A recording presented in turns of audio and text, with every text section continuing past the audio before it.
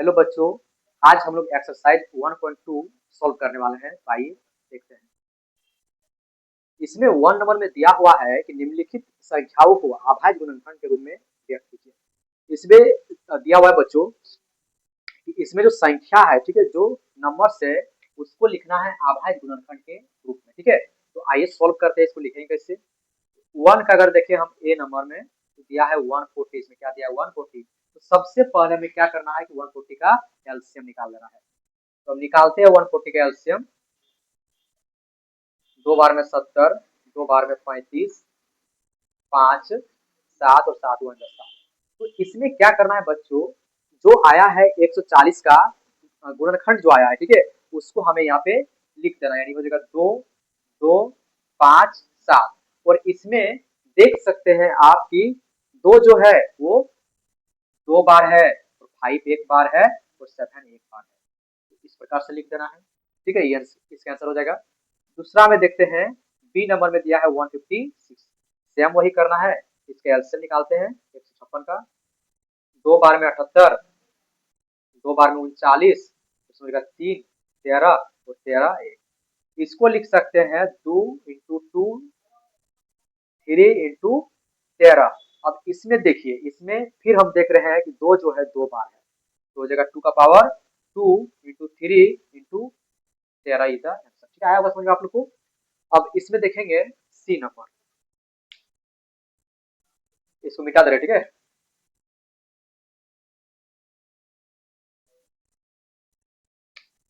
1 का सी 3825 दिया हुआ है। ठीक है, इसको हम लिखते हैं पहले 3825 और इसको डिवाइड देते हैं। इसको हम देंगे 17 से, इसको देंगे 17 से, तो हो जाएगा 17 दूनी 34, इसमें हो जाएगा 4 2 17 दूनी 34, और इसमें हो जाएगा 12 में जाएगा 4 8 5 17 25 85। ये हो गया हमारा 17 यहाँ, और यहाँ हो जाएगा 225। ठीक है, अब इसको हम देंगे 5 से, तो हो जाएगा 5 चौके 20 और 25 25। इसको देंगे फिर से 5 से, हो जाएगा 9, और इसमें हो जाएगा 3 3 3 1। इसको क्या लिख सकते हैं, इसको लिख सकते हैं 17 इंटू 5 इंटू 5 इंटू 3 इंटू 3। तो इसमें हो जाएगा 17 एक बार है 1 टाइम्स, और 5 है 2 बार 2 टाइम्स, और 3 है 2 बार, तो हो जाएगा 2। आएगा समझ में आप लोग को। अब इसका देखेंगे नंबर 4।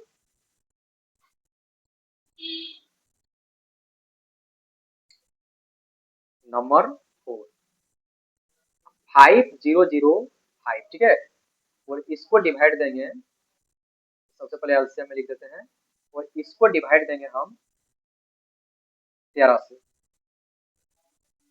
13 या 39 हो जाएगा।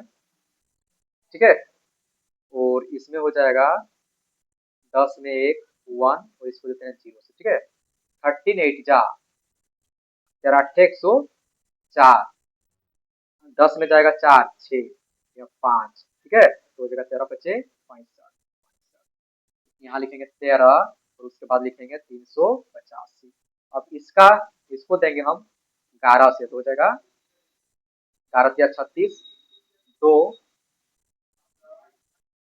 सॉरी 11 या 33, और 8 में जाएगा 3, हो जाएगा 5, यहाँ भी हो जाएगा 5, हो जाएगा 11 25 55। तो यहाँ लिख सकते हैं 11, और इसमें हो जाएगा 35। अब इसको देंगे 5 से, हो जाएगा 5 7 7 7। और इसका जो आएगा अभाज्य गुणनखंड 13 11 5 और 7। ठीक है, ये इसका आंसर हो जाएगा। अब इसका देखते हैं लास्ट क्वेश्चन, इसमें 7429। ठीक है,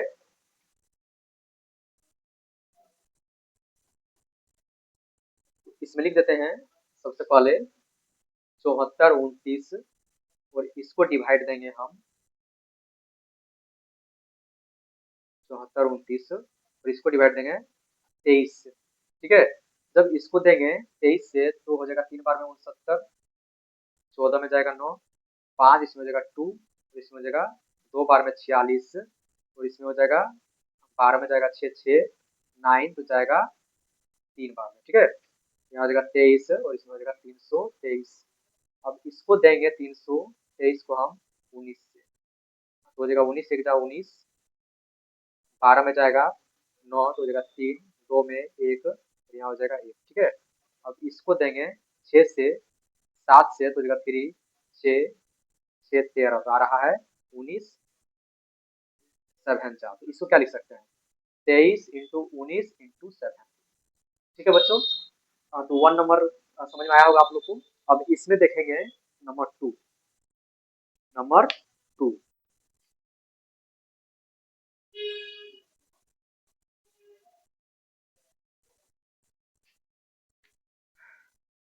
इसका देते 1 नंबर, ठीक है। और इसमें दिया है पूर्णांकों के निम्नलिखित युग्मों के एचसीएफ और एलसीएम ज्ञात कीजिए तथा इसकी जांच कीजिए कि दो संख्याओं का गुणनफल equal to LCM HCF into LCM होता है, ठीक है। सबसे पहले बच्चों इसमें क्या करना है, इसमें दिया हुआ है कि जो नंबर्स है इसका हमें निकालना है, एचसीएफ और एलसीएम निकाल लेना है। उसके बाद क्या करना है, उसको हमें जांच करना है, बताना है कि HCF into LCM equal to होता है दो संख्याओं का गुणनफल, ठीक है। ये हमें बताना है। तो आइए देखते हैं 26 और 51 दिया हुआ है, ठीक है। सबसे पहले इसका एलसीएम निकाल लीजिए 26 का, तो देगा 2 13 13 1 और दिया है 91, इसका भी एलसीएम निकाल लेंगे तो देगा 7 13 और 13 1, ठीक है। तो 26 को हम लिख सकते हैं 2 इंटू 13 और 91 को लिख सकते हैं 7 इंटू 13।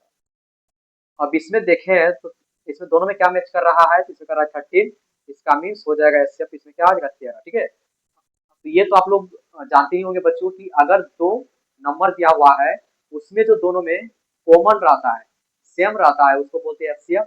और इसके अलावा अगर हमें एलसीएम निकालना है तो जो कॉमन रहता है उसको तो लेना ही है, लेकिन उसके अलावा जो नंबर्स रहता है उसको भी लेना है, ये नो।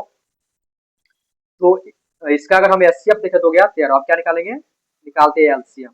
इसका एलसीएम हो जाएगा 2 इंटू 7 इंटू 13, ठीक है। अब इंटू कर देते हैं 13 इंटू 14, इसमें क्या हो जाएगा 13 इंटू 14 हो जाएगा 4 या 12 1, 4 1 5 3 1 2 8 182।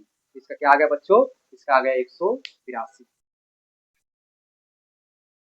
इसमें देख सकते हैं आप लोग कि जो एचसीएफ है ये आया हुआ है 13 और जो एलसीएम है ये आया हुआ है 182।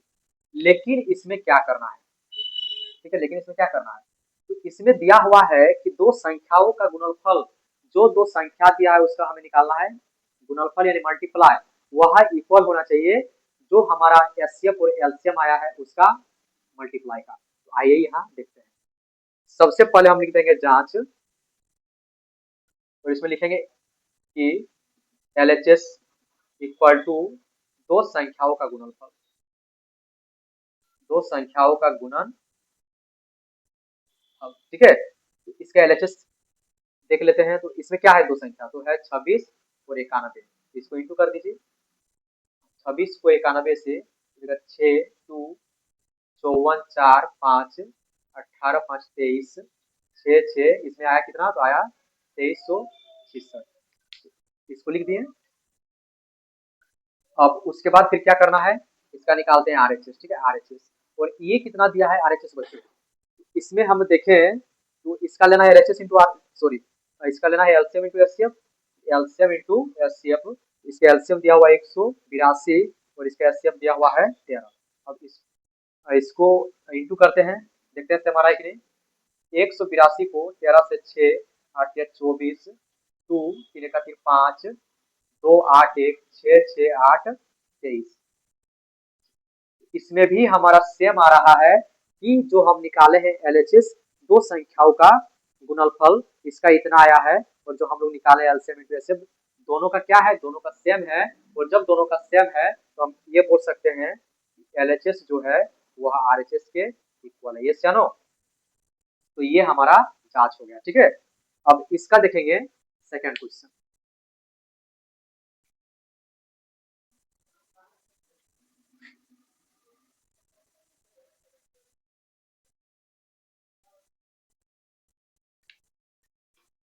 सेकंड में दिया हुआ है 510 और 92, ठीक है। तो एलसीएम निकालते सबसे पहले 510, 17 से देंगे 17 से 51, इसमें देगा 2 15 3 5 और 5 1, ठीक है। इसमें दिया है 92 को देते हैं 2 से 46 2 से 23 और 23 1, ठीक है।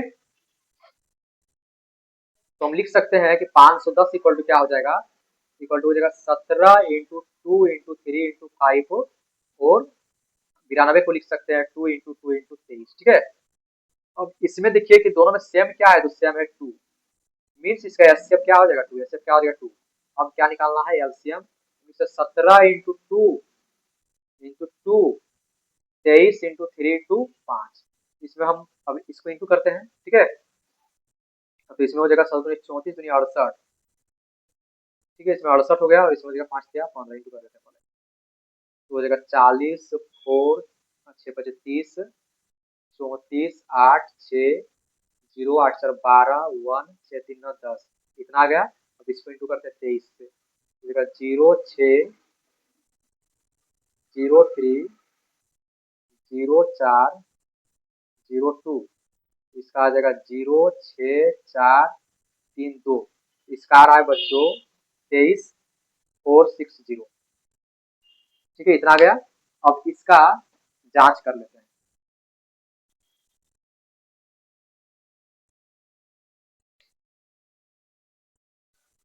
इसमें लिखिए जांच और सेम लिखेंगे कि एलएचएस इक्वल टू दो संख्याओं का गुणनफल, दो संख्याओं का गुणनफल। और इसमें क्या क्या है, दो संख्या, एक है 51 0 और 92, ठीक है, इंटू कर दीजिए पहले, 51 को करते हैं 92 से, हो जाएगा 2 5 दूनी 10 9 1 का 9 और हो जाएगा 9 5 45, हो जाएगा 2 9 6 4, इसका आ रहा है 46 920, ठीक है।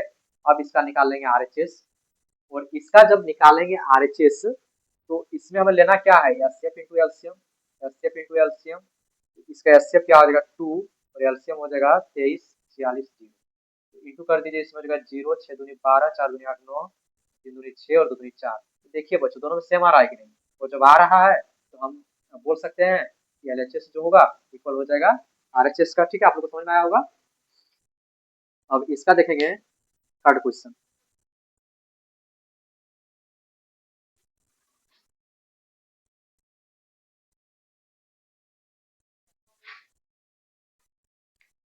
नंबर 3 में दिया हुआ है 336 और 54, ठीक है, इसका एलसीएम निकाल लेते हैं पहले 336 का, ये हो जाएगा 2 1 जा 2, ठीक है, और इसमें बचा हुआ है 1 3, तो हो जाएगा 6 दूनी 12 1 6 और हो जाएगा 8 दूनी 16, 8 दूनी 16, ठीक है। अब इसको लेते हैं फिर से 2 से, तो हो जाएगा 8 4, 2 से 42, 2 से 21 और 21 7 7 3, ठीक है।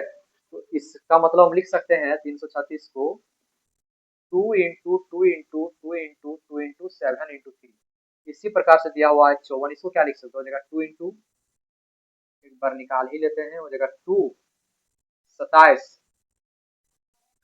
3 9 3 3 और 3 1 जा 3, इसमें हम लिख सकते हैं 2 3 इंटू 7, ठीक है। तो अगर हम देखें इसमें सेम क्या क्या है, 2 है और 3 है और क्या है 3, इसका मीन्स हम ये बोल सकते हैं कि एचसीएफ क्या हो जाएगा, एचसीएफ हो जाएगा 2 इंटू 3 इक्वल टू हो जाएगा 6, लेकिन एलसीएम क्या होगा, तो एलसीएम होगा, अभी आपको क्या पता है, जो सेम है उसको भी लेना है, उसमें एक एक लेना है, और जो नहीं है उसको सब लेना है।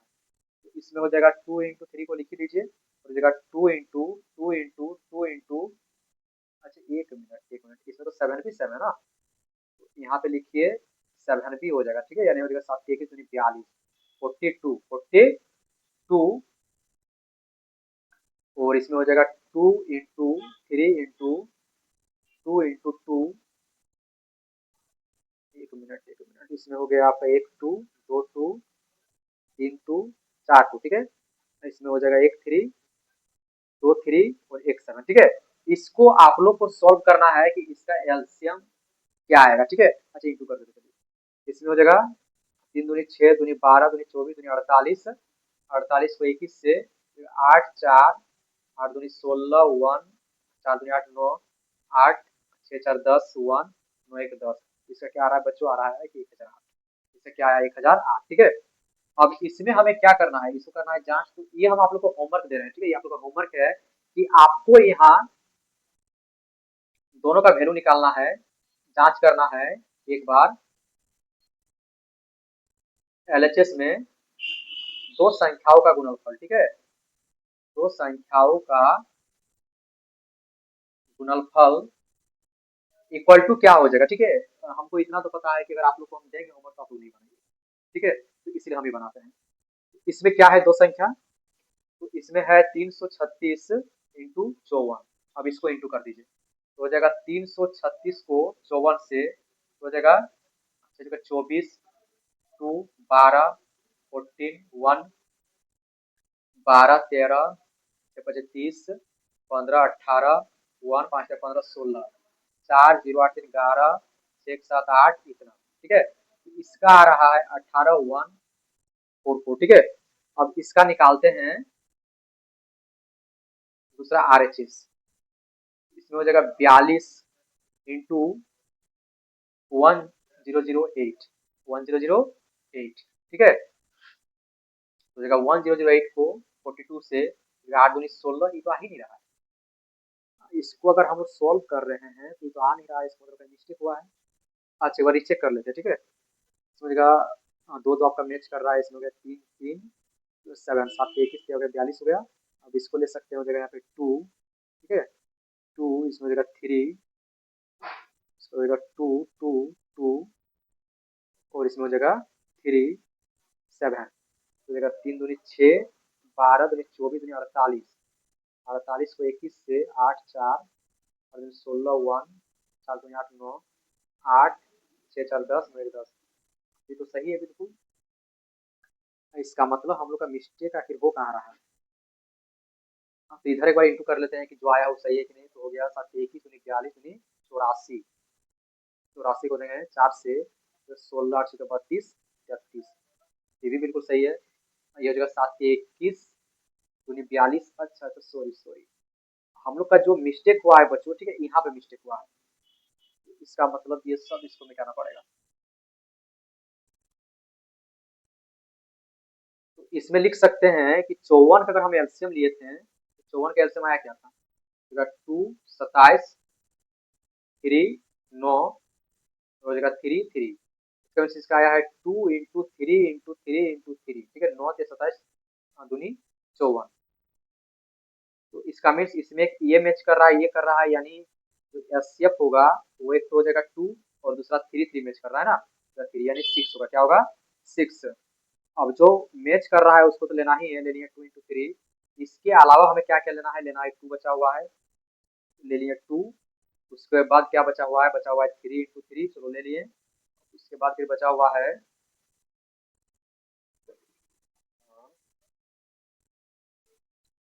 ये हो गया, ठीक है। उसके बाद फिर हम ले लिए यहाँ पे 2, हो जाएगा 2 इंटू 2 और क्या बचा हुआ है 7, ठीक है। देखिए एक बार देख लेते हैं सब। तो इसमें हो गया 2 2 और इसमें हो गया 3 3, इसके अलावा यहाँ दो है 3, इसमें है 2 1, हाँ चलिए हो गया एगो दो गो 3 को 4 गो, एगो दो गो 3 को 4 गो, ठीक है। उसके बाद क्या बचा हुआ है, तो बचा हुआ है 7 ना, 7, ठीक है। तो इसमें हो जाएगा 3 दूनी 6 दूनी 12 दूनी 24 दूनी 48, ठीक है। तो इसमें हो जाएगा 48 48 और इसमें हो जाएगा 7 के 21 टिया 21 टिया, ठीक है, हो जाएगा 3 और 6। अब इसको इंटू करिए, हो जाएगा 8 के 24 2 4 के 12 14 हो जाएगा 8 6 48 और 24 28 4 8 12 1 8 9 10 2 3, यानी इसका आ रहा है 30 24 से क्या आ रहा है 30 24, ठीक है। अब इसका एक बार निकाल लेते हैं हम, दोनों का मल्टीपल निकाल लेते हैं, ठीक है। एलसीएम इंटू एचसीएफ, इसका एलसीएम क्या हो जाएगा 324 और इसका एचसीएफ हो जाएगा 6 6 जगह 24 6 दूनी 12 14 1 6 1 और 6 18। तो इसमें देख सकते हैं बच्चों एलएचएस जो है वो आरएचएस के इक्वल आ गया है, ठीक है, कि हमारा एलएचएस जो है वो आरएचएस के इक्वल आ गया है। अब इसका देखेंगे थर्ड नंबर।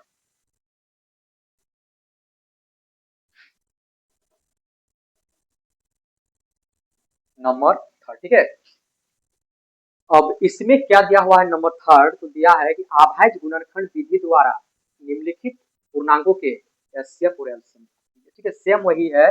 इसमें दिया है कि अभाज्य गुणनखंड, इसमें भी हम लोग हालांकि वही निकाले थे, तो इसमें निकाल लेते हैं, ठीक है। 1 नंबर में 3 का एक, 12, 15 और 21, 21, ठीक है। तो इसमें क्या हो जाएगा, 12 को लिख सकते हैं 2 × 3 × 2, 15 को लिख सकते हैं 3 × 5 और 21 को लिख सकते हैं 3 × 7, ठीक है। इसमें इसका एचसीएफ क्या आएगा, एचसीएफ जो होता है मेष, तो इसका क्या हो जाएगा 3, और एलसीएम क्या हो जाएगा, तो एलसीएम हो जाएगा 3 × 2 × 2 × 5 × 7, तो हो जाएगा 35 दूनी 70 दूनी 140 और 14 42, इतना हो जाएगा, ठीक है। इसी प्रकार से अगर हम देखें सेकेंड नंबर का 17, 23 और 19, 17 का हो जाएगा 17 × 1, 23 का हो जाएगा 23 × 1 और 19 का हो जाएगा 19 × 1, ठीक है, 19 × 1, यानी एचसीएफ जो है तो हमें ये पता चल गया कि 1 आएगा, लेकिन एलसीएम क्या आएगा 17 × 23 × 19, तो इसको आप लोग को इंटू करना है, ठीक है, मल्टीप्लाई करना है, जो आएगा वो हमारा हो जाएगा एलसीएम, हमारा क्या हो जाएगा एलसीएम। अब देखते हैं नंबर 3 में, नंबर 3 में इसमें 8 दिया है, इसको लिख सकते हैं 2 × 2 × 2, उसके बाद दिया है 9 को लिख सकते हैं कि 3 × 3, 25 को लिख सकते हैं 5 × 5, ठीक है, और 1 1 दे दीजिए, ठीक है। इसमें एक भी नहीं हो रहा है मैच, और जब नहीं हो रहा है मैच तो एचसीएफ हो जाएगा 1 और एलसीएम क्या हो जाएगा 2 × 2 × 2 और इंटू हो जाएगा 3 × 3 इंटू हो जाएगा 5 × 5, ठीक है। तो इसमें हो जाएगा 2 दूनी 4 दूनी 8, 8 लिख दीजिए, फिर 9 × 25 तो हो जाएगा 8 9 72 इंटू 25, अब इसको इंटू कर दीजिए, ठीक है, इंटू कर देते हैं यहाँ पे 72, 25, 10, 35, 36, इसमें हो जाएगा 4 7 दूनी 14 हो जाएगा 0 0 8 1800, से क्या है बच्चों 1800 आया, ठीक है। तो अब देखते हैं नेक्स्ट क्वेश्चन, क्वेश्चन नंबर 4 और 5, ठीक है। तो इसमें दिया हुआ है क्वेश्चन नंबर 4 में कि एचसीएफ ऑफ 306 और 657 9 दिया है और एलसीएम निकालना है 306 और 657 का क्या होगा, तो लिखते हैं नंबर 4, गिवन दिया हुआ है एचसीएफ 306 और 657, इसका एचसीएफ क्या दिया बच्चों 9 और हमें एलसीएम निकालना है इसी दोनों नंबर का, ठीक है। तो आपको बताए थे, एक सूत्र बतवाए थे कि HCF into LCM equal to क्या होता है, दो संख्याओं का गुणनफल, दो संख्याओं का गुणन, ठीक है। तो इसका एचसीएफ दिया हुआ है 9, लिखते हैं 9, हमें एलसीएम निकालना है, लिख दीजिए, और दो संख्या दिया हुआ है 306 इंटू 657, एलसीएम इक्वल टू हो जाएगा 306 इंटू 657 बाई 9, ठीक है, बाई 9, इसको देते हैं डिवाइड, तो हो जाएगा 9 7 63 और 9 तिया 27, 306 इंटू 73, इसको इंटू कर दीजिए, 306 को 73 से 18 1 1 9 42 4 4 21 8 3 13 2 2, इसका आंसर क्या आ जाएगा, इसका आंसर आ जाएगा इतना आंसर हो जाएगा, ठीक है, 22,338। अब इसका देखेंगे बच्चों नेक्स्ट क्वेश्चन, देखिए, ठीक है, जांच कीजिए कि क्या किसी प्राकृतिक संख्या n के लिए संख्या 6 का पावर n अंक 0 पर समाप्त हो सकती है। इसमें दिया हुआ है बच्चा कि अगर मान लीजिए कोई n नेचुरल नंबर है, ठीक है, जो n है वो क्या है नेचुरल नंबर, प्राकृतिक संख्या है, तो हमें बताना है कि 6 का पावर n जो है, ठीक है, उसका अंक डिजिट 0 में हो सकता है, ये बताना है, ठीक है। तो आपको याद रखना है कि जो भी अंक दिया हुआ है उसका अगर हमें एंडिंग चाहिए 0 में, तो उसका जो फैक्टर्स है, जो अभाज्य गुणनखंड है, वह होना चाहिए 2 × 5 के रूप में, ठीक है, 2 × 5 के रूप में, अगर उस फॉर्म में है तो होगा, और नहीं है तो नहीं होगा, ठीक है। तो इसमें लिख देना है आपको,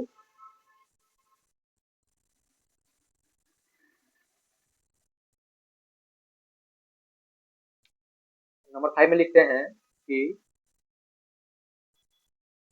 6 का पावर n, संख्या 6 का पावर n का अंत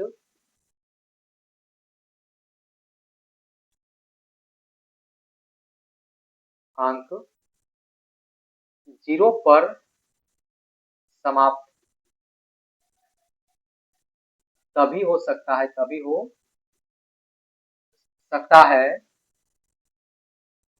जब इसका अभाज्य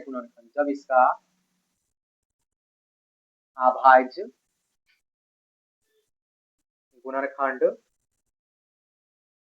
2 का पावर n इंटू 5 का पावर m, या फिर ओनली लिख सकते हैं कि 2 इंटू 5 के